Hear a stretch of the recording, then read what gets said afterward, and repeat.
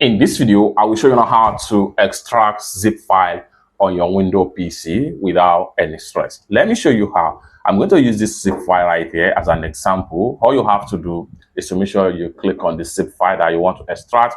Having clicked on the zip file, right click on it. And the next thing you want to do is to go ahead and navigate to WinRAR right here.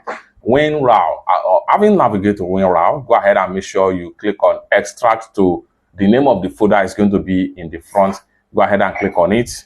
And in a few seconds, it's going to extract the folder right here. You can see now we have the zip folder, we have the folder right here, and this is the zip and this is the folder. We can press enter key on our keyboard right now. We have what is embedded in the folder.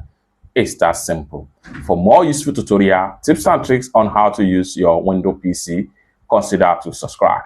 Thank you so much for watching, and I hope to see you in my next video. Bye for now.